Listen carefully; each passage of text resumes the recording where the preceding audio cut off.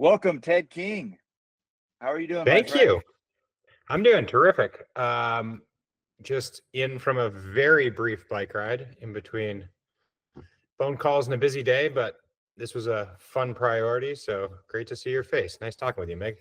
Well, I really appreciate you making the time. And for those who don't know Ted, this is Ted King, one of the newest inductee to Gravel Cycling Hall of Fame via World Pro Tour, via massive success at the Grasshopper Adventure Series. Congrats on all of that.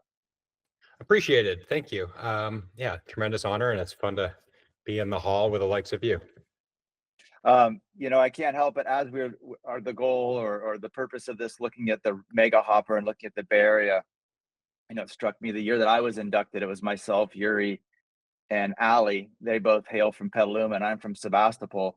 It's not the Midwest. It's not Vermont where there's all dirt roads. Um, and having spent a lot of time living here and training, it still takes the bike, which we would call a gravel bike.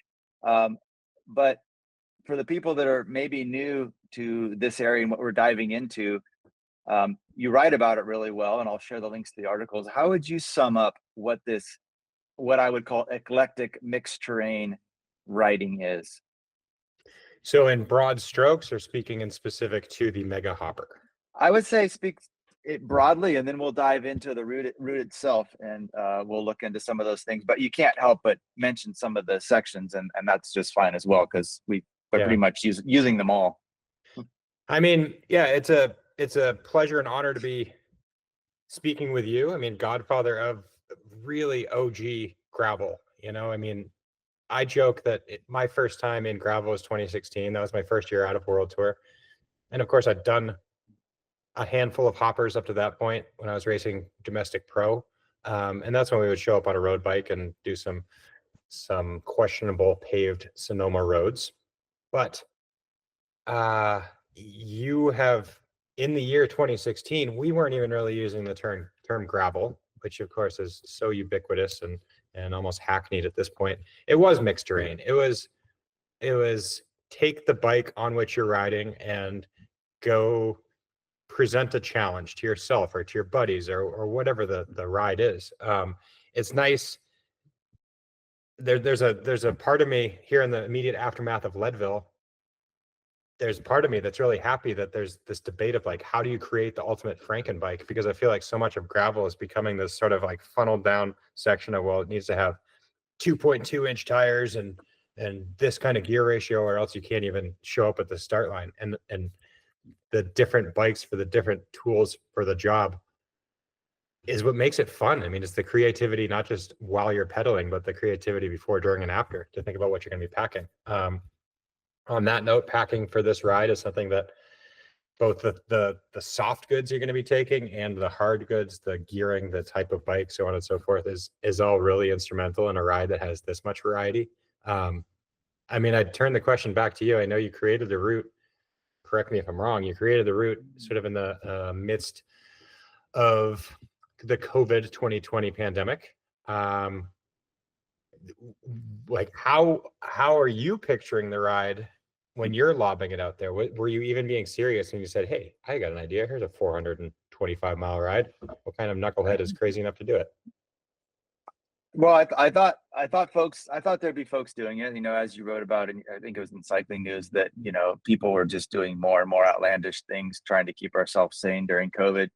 The way this evolved for me, 98, I started the hoppers. I started riding in Sonoma County in 92 after I moved back from college. And again, it was whatever bike I tried to do the coolest rides. And I wasn't the first in that by any means. And people in the peninsula and all in Europe, all around the world, have been riding road bikes on gravel roads. And I think some of the bike evolution happened around here because, being in California and being a place of innovation and also the birthplace of mountain biking, people weren't stuck too deep in tradition. And so it's like, hey, we need something different. How do we evolve this bike, this wheel, these tires? With WTBs nearby in the Bay Area and all the frame builders.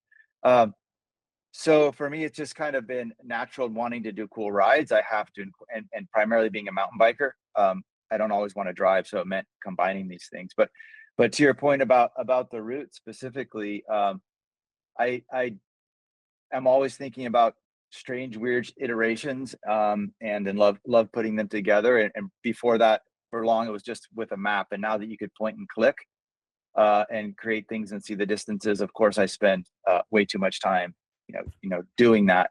But my goal was to see how many I could link together. I spent, during COVID, I was, deep into a building project here, and I was like, I got to get out. So I hadn't been riding really, so I did 7 hoppers in 7 days, and on those, I didn't have the fitness, just rode into fitness doing them. But I was thinking, wow, is there a way I could link them together? So yeah, the genesis of this, and someone noted it's just a few miles short of 420, so they can ride a little bit longer if they need to. It's roughly 413 miles, and I noticed on your Strava was 44,000 vert, which is about right. Every 10 mile, it's about 1,000 feet per 10 miles, right? Yeah, I think that's my general rule of thumb of what makes a challenging ride. And you see that in plenty of bike packing routes, that ratio, and you hit it on the head. Yeah. Yeah, and I want to ask somebody, was it you that was filming? It was Ben Delaney filming somebody making roads, scraping roads. I think it must have to do with engineering, because the ratio inevitably falls to that in many places. And that must be the point where, yeah, you could put a road, but it's going to fall down. There's got to be some, it's not just the topography, but it's where they decide to lay the road. So maybe there's a podcast to interview a road engineer someday. Yeah, I came close to that, and I don't know if I necessarily would have gone down this route. When I did another really cool route, the VTXL, which spans the state of Vermont, I did it in the aftermath of a couple of really righteous floods where a lot of the roads were washed away, and we ended up talking to some road agents, but we didn't talk ratios of rise versus run. Anyway, yes, I'm sure there's a lot more to it than just scraping roads. Yeah. So let's dive in. I asked you about the terrain and summing it up, and you passed that back to me with this area. And so, first of all, before we dive into it, I just want to hear, in your words, when you first did this, you'd done a couple of things, but not that much. You had some bandwidth working through the mill district to do something creative. So you did a really great video project. You weren't quite sure what you're getting into it. Where does it fit in your idea of ultra? So we're actually going to have a grand depart, and we're going to have someone going for the FKT, but then we also have another FKT, which is the funnest known time. So either you're the rules of an ultra by yourself, non-supported, non-drafting, or it's with a buddy, and you have fun and you try and finish. Now that you've done so much since then, how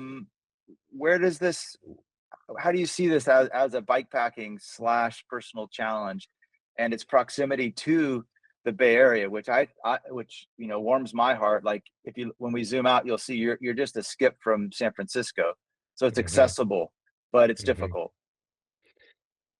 I mean, as simply as I think it's a perfect bike packing route. I consider myself a rookie to this day. I've done a handful of races nationally and internationally, and I've had success, and I've DNF'd a couple as well. Certainly been humbled. But what I love about bike packing, among a long list of things that I love about it, is it is choose your own adventure. So like what you were saying, if people are going to be going with for the FKT, they're challenging themselves, and then you can ride as a pair, you can ride with a friend, okay, it's controversial if you're racing to be pacing with other people, but yeah, like go as quickly as you can as a duo or as a group of 3, 4, 5 friends. Another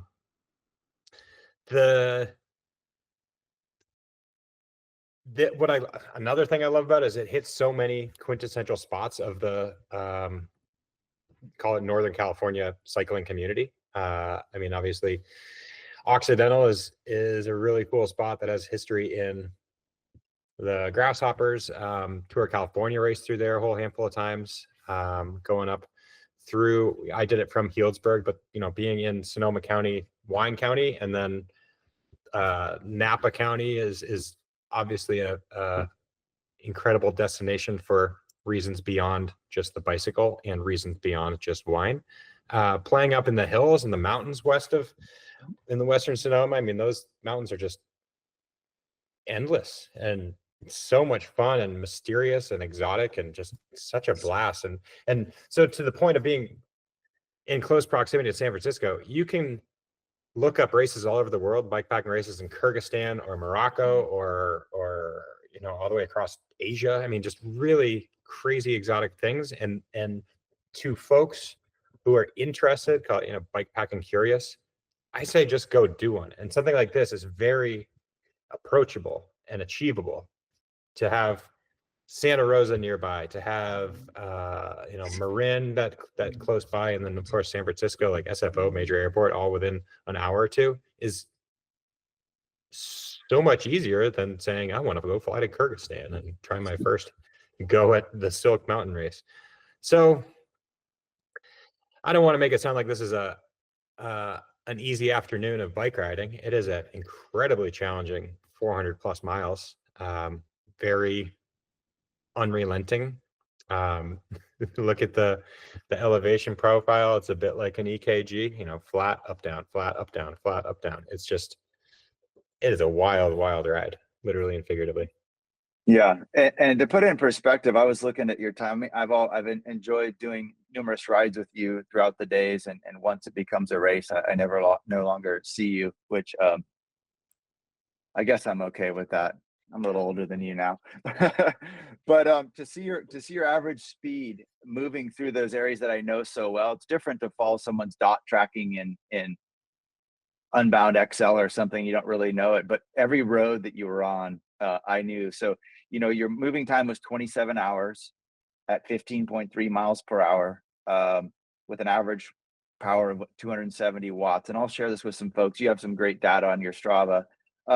But it was just the diesel engine. So it seemed like, settling in for that. But if you're at 27 hours and 4 hours of sleep, average 15 miles an hour, if an average person, were to be so lucky as to average 10 miles per hour, I mean, that puts them at roughly, 42 hours of moving time. That's a lot of biking. That's what I was alluding to a second ago. Like, let's not kid ourselves. It's not a cakewalk. And what I love about doing the OKTs, the only known time, the first known time, is you're setting a precedent, and that the next competitive person is going to go out and probably beat up on your time pretty good. Again, I did that on the VTXL, and I did that here on the Mega Hopper. So I'm also looking at my stats on the screen behind this shared screen. 27 hours on the nose moving time, but 38 and a half hours of elapsed time. And so, yeah, I only slept for 4 hours, but there was a lot of stopping, a lot of fueling up at the right times and places, so that when I was moving pretty darn quick. Whereas, yeah, slow and steady is often going to win a bikepacking race. So somewhere in that window of 27 moving hours and, like you said, 40 some odd hours is the winning time, is the FKT. And sorry, you can even decently with a good bet go below that 27 hours.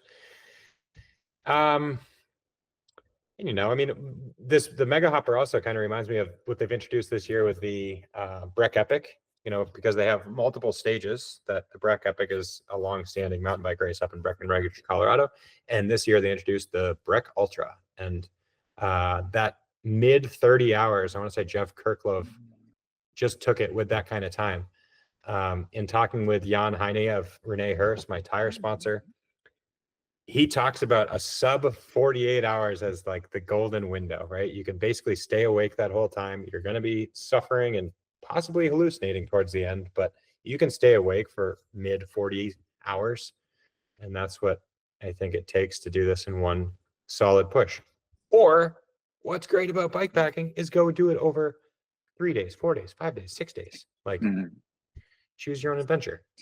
Yeah, and I saw that Jeff actually marked that he's going to come and do this. Oh, geez, we're just about to open this up. Are you gonna come out, Ted? I imagine you're a little bit too busy with the family and whatnot to pull this off. But will we see you? This is worth reminding me and telling the audience. Remind me the date. October 17th, the Friday, out of Occidental. Perfect. October 17th. I'm getting my Think about my it. week. Think about it. It's most certainly on my to-do list, and it has been a topic of conversation. I get my weekends back in a kind of tongue-in-cheek way because Laura is gone the previous weekend. I was talking to you off air previously, and typically Laura and I are traveling together, but that's one that she's doing some fun stuff the previous weekend. So we take our excuses to go to California freely, and that'll be a really fun one to come do. Yeah, the fall's good time. And we did, and I think since you did this, Michael, as you mentioned, did it when I accidentally sent him through some private property. Sally did it. There was a couple, two guys last year that tried to do it and didn't quite, in 2 days, didn't quite make it. But we want to put this date out just as, it helps us to have something on, the calendar. Now you mentioned the 48 hours. Now I was just looking at the dirt sections, which I'll pull up the map here. And let me share my screen here and we'll talk about this. Is that 30-hour mark can put you pretty close to Lake Sonoma. So yeah, remind me for a second. Let me interrupt. I started in Healdsburg, which was partially a play on things that were going on at the Mill District at the time. The official start is from Occidental, correct? Yeah, the official starts in Occidental. And I think here's something else, that I think is beautiful about this course is so most people will park in Occidental, and we're going to make part of the rules is that people can't get aid from someone else, but we'll make it you can have your own stuff stashed in Oxy. So to go from the start back to Oxy is roughly it's just under 200 miles, I think it is, No, to no, get to no. I from think Oxy to Oxy. I'm looking at the original 2021 route, and I'm looking at 140 miles to go Oxy. Oh, is that right? Oxy to Oxy, 140. Yeah, you're right. There you go. 150. I stand corrected. But nonetheless, that's a point where people can get back to it. And I think that's what I'm going to do on the day of the ride is to do that. So let's look at the course a little bit. And I'll, as you just mentioned, you did it from Healdsburg. It starts from Occidental. So it goes out Coleman Valley. And again, Uh-huh. it is a combination of mini hoppers. We used to do Chileno Valley. So it kind of follows that out Coleman Valley to the coast. You get to descend up Bay Hill Road, and then you do the beautiful roads in up above Dillon Beach into Valley Ford, and then you roll on Highway 1 all the way to Point Reyes, and then around to Inverness. And so the first dirt section will be climbing Mount Vision. And this is one of my favorite spots in California. People that don't know this area, when you look at Tomales Bay and you're up here, it's just as like someone unzipped your pockets or your shirt. And it's the rift zone of the San Andreas Fault. And so you get up here, as you climb, you're into this serpentine soil where you're on crushed granite. Dwarf cypress trees, huckleberries. It's a really unique spot as you're looking here. So that's the first dirt climb. And it's not all cinnamon and rainbows, because if you're not from around there, you got to watch out for poison oak. And if you've never had poison oak, that's where you're going to get it. Oh, thanks for pointing that out, Ted. There is some poison oak. Of all my my weaknesses, all my kryptonite, that's not one of them, but indeed poison oak. So yeah, so we climb up Mount Vision, which is a pretty steep climb. And then all of this so far is fine on a road bike or 32s, but it gets a little more chunky as you move into Five Brooks. There's some proper single track descending, rolling along here, and then Bolinas Ridge. So let's take a minute to talk about your bike and tire setup, because I know we talked about this some, and the right choice matters. This is a pretty flowy single track. This is kind of Bolinas Ridge, this section. I'll later put the number of miles, but it's rough and rugged and rutted and rooted, and the cows go through here. How did you plan your equipment setup for this course? So I was on a Cannondale Super 6 Evo SE, which is now graduated to the Cannondale Super X. It's effectively the Cannondale race bike. In hindsight, I would probably opt for not in hindsight. In moving forward to 2025, this is a route that I would probably lean towards the Cannondale Topstone, which is a little bit more of the adventure rig. It's still within the lineup of what is a gravel bike under the Cannondale's lineup. But the point is, a really popular thing that we're talking about now is gravel suspension, and whether that is active suspension, both or either front and rear, or just the width of tires. The amount of relief that you're going to be able to experience over the course of 400 plus miles is considerable. So yeah, maybe a ripping fast bike for 100 or 150 miles will prove to be the right tool for that short distance. But over the course of a long ride, you're going to want some relief. And then on top of that, you're going to want to have the ability to be carrying bags and carrying hydration and so on and so forth. So yeah, as for the specifics, and this is another reason that I actually started in Healdsburg, because I was able to ride to Occidental in 200 miles, which is roughly halfway through. And that's where I took my doze. I would say off in a ditch, but truth be told, I was in a B&B, so that was quite pleasant. Book your hotels now, friends. Yeah, I mean, in this, I'm being long-winded now. You want a wide tire. I did it on a slick. I want to say I was on a 44 slick. I would probably move up to a 48. I was on a 48 rather. I was on the Rene Harris Hatcher Pass. So it's a 48 slick. You're going to get plenty of footprint on the ground, and at a low pressure, it's still gaining good grip but rolling fast. And proper gearing. Maybe the biggest takeaway from this route is just how steep and how many climbs there are. So starting there in Vision with the first real section, that's unmistakable. So yeah. Now I want to jump us ahead a little bit in interest of time. So after you come up Linus Ridge, you can refuel there in Point Reyes Station. You have the beautiful Marshall Chileno Valley.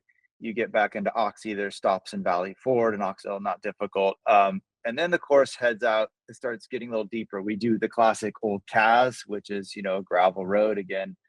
That's an iconic one for everyone to cross the creek. And then King Ridge. And then when you get to King Ridge, if people that know this area when you don't go down Hauser and close up the loop and you go north on Tin Barn, it's going to be a big day. So whenever you head out towards Skaggs, even the experienced people, it makes you shiver a little bit. It's remote and it's big. And so this one, we did the Super Skaggs, Lake Sonoma a couple times. And for me, I love Skaggs.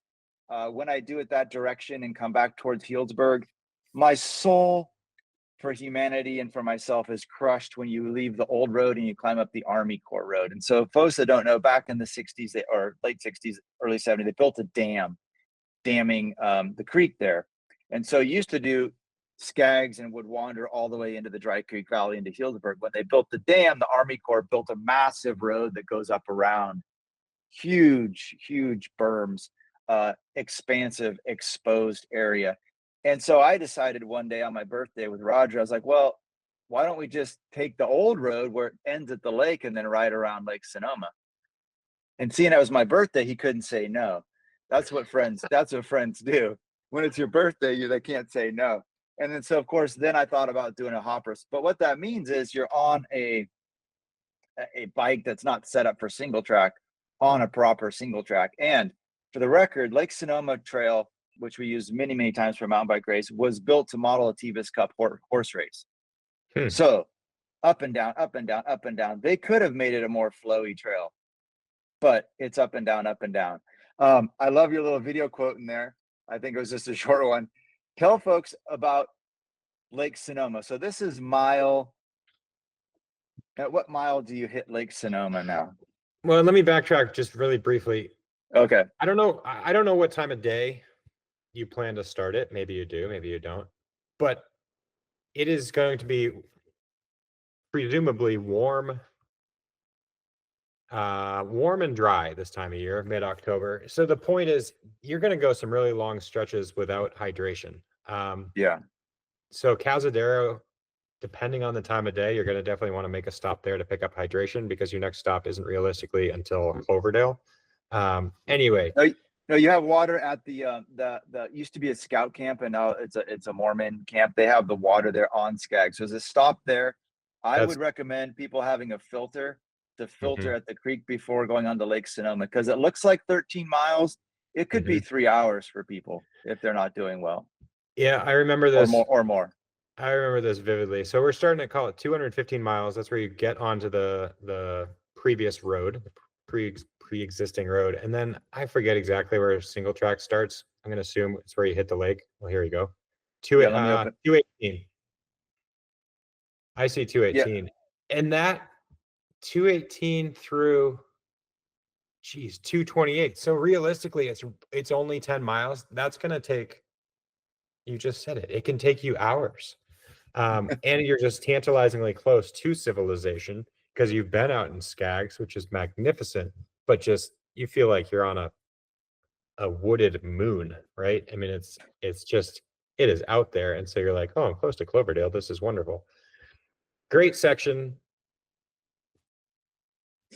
Just expect yeah, slow speeds, and that's where your best bit of bike dexterity is going to come in, and that's where if you have ridden up to this point on a road bike, you will regret that decision.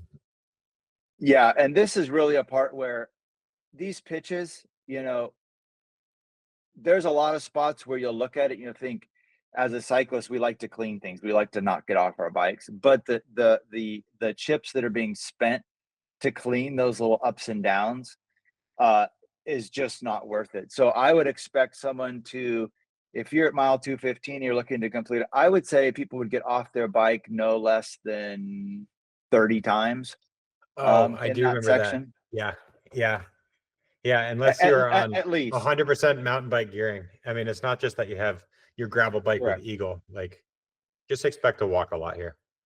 Yeah, and if you get into that rhythm and you get off it and you just walk, because we've done this race as a single speed before, and so if you prepare yourself mentally for that, then again that's important. And like you said too, that time of year it's really remote, and so we'll make sure to have some notes on there for people. But that also wouldn't be a bad point if people were taking this seriously, is to go park out at Lake Sonoma and go ride this, because this is another thing about this course is that people can go ride sections of it, and if they're looking to be competitive, they can go out and pre-ride some of these courses if they live in the area. I think that would go a long way to helping people be prepared physically and mentally. Yep. Um, Um, from Lake Sonoma, so there's water at Lake Sonoma. Um, Geysers, you kind of zip through this in your video, but I know it's not an easy jaunt to go up over the geysers and then Ida Clayton, right? Is that kind of lost in a fog, or you felt like, oh, you're back to civilization, or what is it like from here, from basically from Lake Sonoma to say Middletown? I think I kind of blanked out over this section. I mean, I kind of joke. I did it with Grasshopper Legend. This is where Matt Acarino was tagging in and going for a bike ride with me. I want to say he rode Cloverdale all the way back to Healdsburg with me, which is a proper 200-mile push. So yeah, those are some tough initial climbs. Geysers is wonderful and awful at the same time. Ida Clayton, same story. I truly don't remember much about it. In fact, I kind of forgot that we went through Middletown. Um, but I say that in a positive light because it's not as though it was forgettable and it was I hated it. It wasn't until what is the climb going westbound from St. Helena? Oh, Spring Mountain. Spring Mountain is what I Oh my vividly gosh. remember just being like, okay, this should have been done 6 hours ago. Like, what are we doing? And you still have 100 miles to go at that point. So yeah, I mean, I guess the whole point being, when you're up in, I guess that's Lake County, when you're going Cloverdale all the way down to like Middletown, Angwin, it's nice, it's challenging, it's quick going. Yeah, so here's the climb you're talking about. So in St. Helena, you're at mile uh 270. Am I in the right spot here? Yeah, 270. No, no, no. St. Helena's 323. Oh, it's this climb. Okay, 320. So 323. So 278 feet to roughly 2,000 feet. Hmm. So 1,700 feet over, gosh, I don't know, what is it? 5, 6 miles. Yeah, it's just, and it's burned. Unfortunately, since you've been there, Ted, there's been a fire that's come through. So it's exposed depending on the day, and it's facing east. So that could be one. And then yeah, and then from there you just have to like get back to Occidental, right? And then we have to wind through a little bit through Fountain Grove and Hmm. through Larkville in order to get over to Sweetwater. Yep. But fortunately, we do move west where it's cooler during the day, and then we kind of finish with what's truly uh, I don't know. People often ask me what's my favorite hopper, and generally my response is whichever one is next. But I really like Super Sweetwater, and that's how we finish the day. It's Hmm. Sweetwater Springs, um, and then let's see. Actually, do we do Old Cas at the end, or do we do to the highway? Which one do we do I was at the end of doing the day? Old Cas. Yeah, Oh, going it up is. from It is there. Old Cas. Okay, I Yeah. was wrong. So on the way out to King Ridge, you do Cas Highway. So yeah, so it's Sweetwater, Old Cas, Fort Ross, Myers Grade, up Willow Creek, and then you finish in Occidental. I mean, I think my heart rate's gone up a little bit just describing that. Yeah, look at that. So, anyways, I've got the information. I'm going to fill this out a little bit for folks. So we'll have the dirt points with a little bit of description. I'll put some notes where there's water that's not a store because I think it's pretty clear when you go through these towns there's a store, but uh, other information. What else do you think if I'm able to use it? I know you used to be sponsored by Ride with GPS, and they're good at adding these things. Well, I'll use this in addition to Strava. Hmm. Other information that folks might want to know as we're looking at this screen at the map. I mean, gosh, I wish I had. It's almost just to reiterate the point. Think about the time of day that you're going to be doing it for particular refueling stops. Um, when you anticipate your speed, you should probably slow it down by a couple miles an hour when you're anticipating ETAs. Uh, you might look at it and say, oh gosh, if you ride a GPS map and you look at that elevation map, or both of them for that matter, solid red means it's a paved road. It's the white and red dash that is gravel. And if you're coming from out of town, you say, gosh, this is a heck of a lot of paved roads. I'm not too worried about it. But Sonoma County in particular, in my mind, is just what I say is with paved roads this bad, who needs gravel? Like there are some beat up, challenging roads. There are some hair raising descents. So again, depending on the time of day, make sure you have a really nice lighting system. Um, it is it's just a treat to be honest. I'm like, we were talking earlier, am I going to make it? In talking about this with you, it's a different calculus than just thinking off the top of my head. What am I going to do? Oh, I know Mega Hopper's on the calendar, and looking at it, like in talking about it, this just makes me happy and excited. So I really hope to be there. Well, we're hoping, Ted, and and it's having your joy and love of cycling combined with your experience is what makes you a special addition to the cycling community.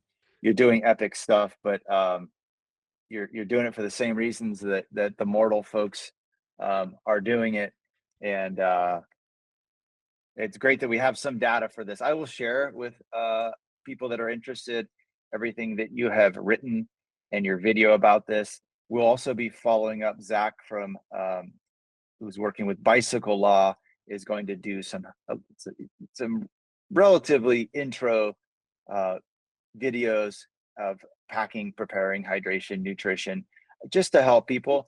I don't want to make people overconfident in doing this.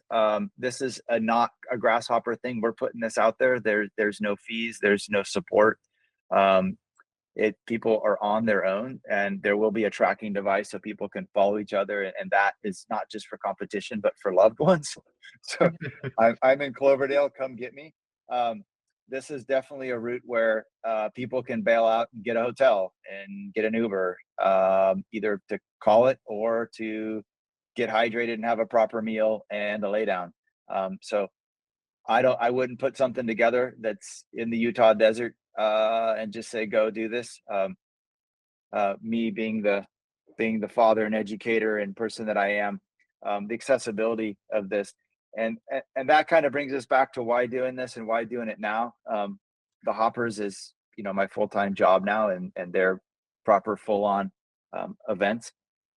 But the genesis of this is this exploration and this unknown, and you know, at no entry level financially, and just getting people out there to try something new.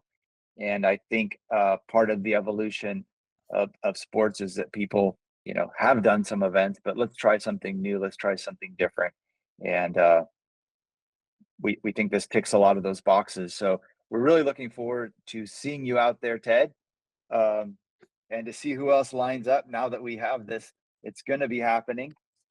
So again, thanks again. Any last departing words for the folks before we sign off and have this forever on the ethersphere of YouTube? Forever on the internet.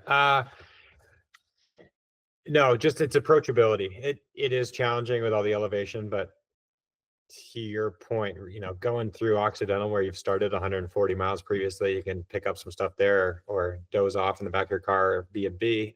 There are opportunities throughout the route to go to a convenience store, get a hotel. So yeah, make it a multi-day trip, dip your toe into bike packing. I think it's some of, if not the most fun you'll have on two wheels. So give it a rip. Right on. And we have the fastest known time, the funnest known time. Ted has the first known time. And if this date doesn't work for people, this is a route that exists, that's there, and people can go iterations of it. We're going to be sharing also a ride collection. It has this, and it has the 9 grasshopper routes that this are made up of. And part of this is to remind people of all these epic routes that we've been doing over the last almost 30 years now in this area that they can go and that they can do on their own. And on another time, we'll talk about some of the new possibilities now that where we've been riding out of Willow Creek is all regional park. So it's all public land. So there's lots and lots of things to do and add together. Very cool.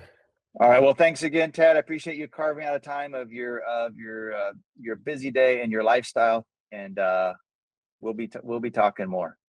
Appreciate it. Thanks so much, Meg.